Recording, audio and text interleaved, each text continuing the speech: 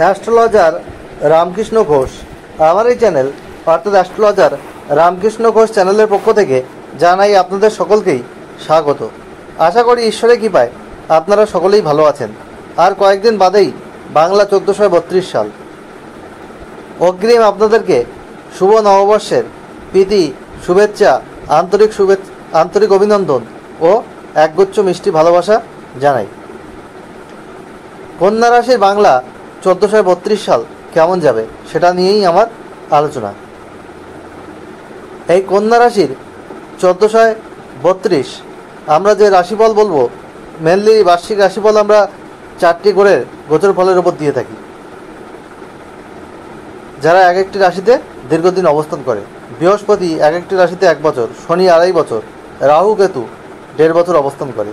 আমরা সবাই জানি এই 4টি করে গোচর ফলের ওপর বার্ষিক রাশিফল দিয়ে থাকি।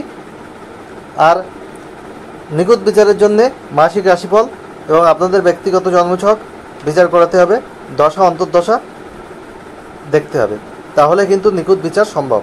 এটা একটা ওভারঅল রাশিফল চলার পথে আপনাদের কিছুটা হলেও সহায়ক হবে বলে আমি মনে করছি।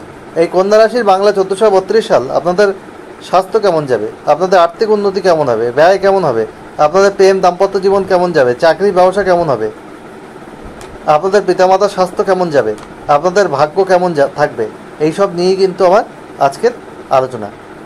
যাই হোক, আমি গ্রহদের গোচর ফল বলি যে 4টি গ্রহ আপনাদের দীর্ঘ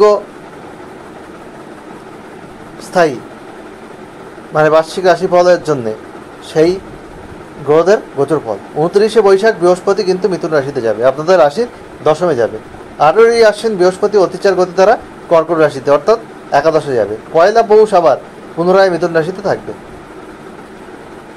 তাহলে বৃহস্পতি আপনাদের রাশির নবম থেকে কিন্তু দশমে যাচ্ছে। শনি 5ই বৈশাখ মীন রাশিতে যাবে, আপনাদের রাশির সপ্তমে কিন্তু যাচ্ছে। 4র্থ ও পঞ্চমপতি শনি, পঞ্চম ও ষষ্ঠপতি শনি আপনাদের রাশির সপ্তমে যাচ্ছে।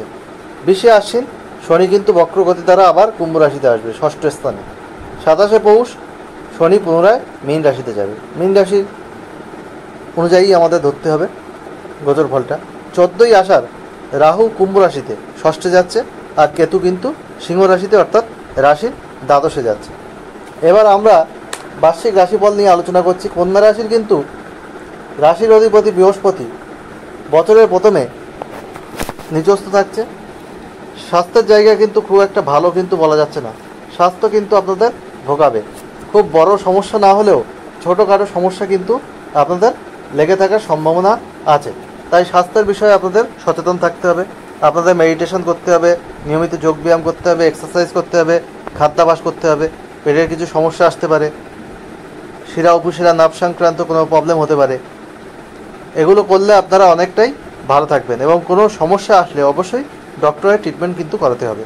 পিতামাতার স্বাস্থ্য মোটামুটি ভালো যাবে, এটা কিন্তু বলা যায়। যাই হোক, এই কন্যা রাশি অধিপতি হচ্ছে বুধ। আপনাদের উপস্থিত বুদ্ধি কিন্তু যথেষ্ট ভালো থাকে এবং কন্যা রাশির মধ্যে কিছুটা হলেও স্বার্থপরতা দেখতে পাওয়া যায়। আবার এই কন্যা রাশি দ্বিমনা ভাবযুক্ত, আজ যাকে ভালো লাগছে কাল তাকে ভালো নাও লাগতে পারে।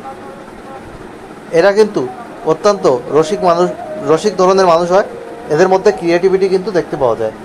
যাই হোক, আপনারা কর্মযোগী, প্রাণবন্ত, বাস্তববাদী, বিচক্ষণ এবং ফলস্বরূপ প্রতিষ্ঠা অর্জন করতে কিন্তু আপনারা সক্ষম। আপনাদের কর্মক্ষেত্রে বৃহস্পতি সপ্তমপতি এবং আপনাদের চতুর্থপতি। কর্মস্থানে আপনাদের অনেকটা ভালো ফল কিন্তু দেবে। হয়তো একটু প্রেশার থাকবে, কিন্তু কলিগদের থেকে বা ঊর্ধ্বতন কর্তৃপক্ষদের থেকে আপনারা কিন্তু সাপোর্ট পাবেন। আপনাদের কর্মক্ষেত্রে কিছু সমস্যা আসতে পারে, মাথা ঠান্ডা রেখে আপনারা এগিয়ে চলুন, সমস্যার সমাধান কিন্তু হবে।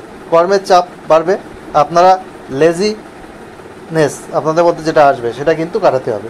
ব্যবসা ক্ষেত্রেও কিছু সমস্যা আসতে পারে, আপনারা মাথা ঠান্ডা রেখে এগিয়ে চলুন, ব্যবসা কিন্তু আপনাদের মোটামুটি ভালো চলবে।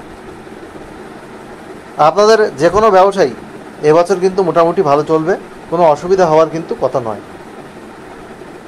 সাংসারিক সমস্যা আপনাদের চলছিল, তার থেকে অনেকটা বেটার রেজাল্ট কিন্তু এবছর আপনারা পেতে পারেন। রিলেশনের জায়গায় আপনাদের সমস্যা হচ্ছিল, প্রেম আপনাদের গণ্ডগোল হচ্ছিল, সেই প্রেমের জায়গা ভালো হতে চলেছে।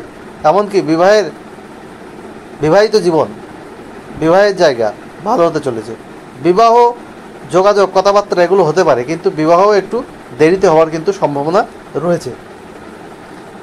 সাংসারিক সমস্যা, বিশেষ করে পারিবারিক কিছু সমস্যা আপনাদের বৃদ্ধি পেতে পারে, সেখান থেকে সাংসারিক কিছু সমস্যা আপনাদের থাকতে পারে, সেটা আপনাদের একটু দেখে শুনে চলতে হবে। দাম্পত্য জীবনে আলাপ আলোচনার মাধ্যমে আপনাদের সমস্যার কিন্তু সমাধান এবছর দূর করা কিন্তু সম্ভব হবে। শিক্ষার্থীদের বলবো উচ্চশিক্ষা লাভের যোগ আছে।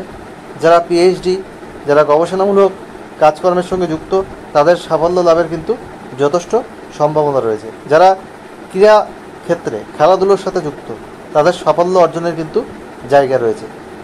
ঠান্ডা লাগা থেকে আপনারা সতর্ক থাকবেন। আপনাদের নাক কান গলার সমস্যা থেকে আপনারা দূরে থাকবেন। শরীরের ওপরের অংশে কিন্তু কোনো সমস্যা দেখা দিতে পারে, চোট আঘাত লাগার সম্ভাবনা কম আছে। যাই হোক, আপনাদের স্বাস্থ্যের বিষয়ে সচেতন থাকতে হবে। প্রথমে আমি বলেছি আপনাদের আর্থিক উন্নতি রয়েছে, আর্থিক জায়গায় আপনাদের যথেষ্ট উন্নতি দেখা যাচ্ছে।